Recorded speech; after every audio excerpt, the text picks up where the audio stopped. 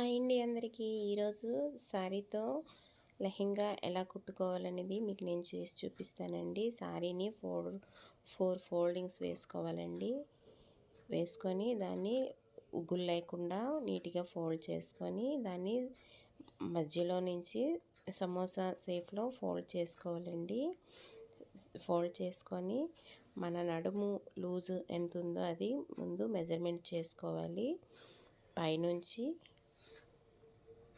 చివరి నుంచి మన నడుము లూజ్ ఎంత ఉందో అంత చూసుకోవాలి. నడుము నుంచి కింద వరకు మన లెహెంగా హైట్ ఎంత ఉందో అది మార్క్ చేసుకోవాలి.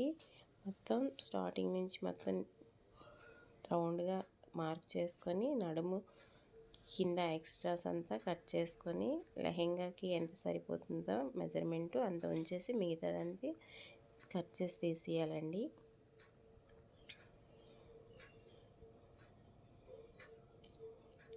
చూడండి లెహెంగా దీన్ని ఎలా స్టిచ్ చేయాలనేది ఇప్పుడు చూపిస్తాను. ఫస్ట్ నడుము కోసం బెల్ట్ తీసుకోవాలి. బెల్ట్ ఒక 5 ఇంచెస్ ఉన్నట్లు చూసుకోవాలండి. నడుము లూజ్ ఎంత ఉందో అంత క్లాత్ తీసుకోవాలి.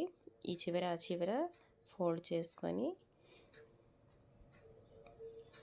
ఫస్ట్ 4 ఫోల్డింగ్స్ చేసుకొని నాటు పెట్టుకోవాలండి. లంగా బెల్ట్ ఫస్ట్ కింద వేసి దానిపైన సారీ క్లాత్ వేయాలి. వేసి కుచ్చులు పెట్టకుండా నీట్గా కుట్టుకోవాలండి. ఫస్ట్ రెండు వైపులా జాయింట్ చేసుకోవాలండి. క్లాత్ని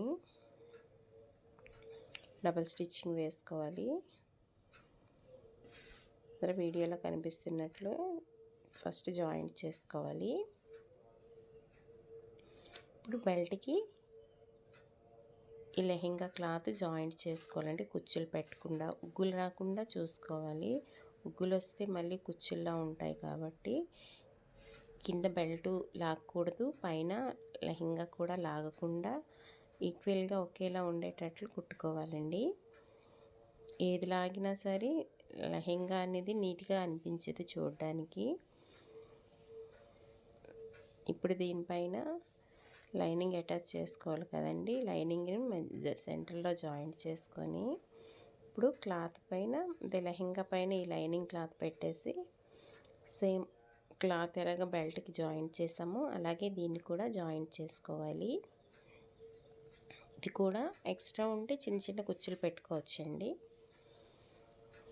ఇప్పుడు బెల్ట్ని రివర్స్ చేసి జాయింట్ చేసుకోవాలి. మొత్తం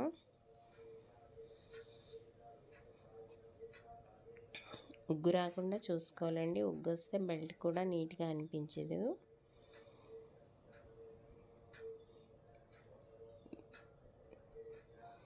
సరే ఇప్పుడు జాయింట్ చేసుకోవాలండి. లెహెంగా మొత్తం ఫస్ట్ లైనింగ్ అటాచ్ చేసుకోవాలి.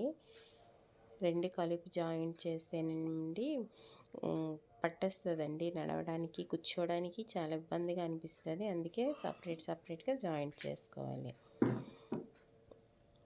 ఫస్ట్ లెహెంగా లైనింగ్ జాయిన్ చేసుకున్నాక ఇప్పుడు కింద లైనింగ్ని ఫోల్డ్ చేసుకొని స్టిచ్ చేసుకోవాలి.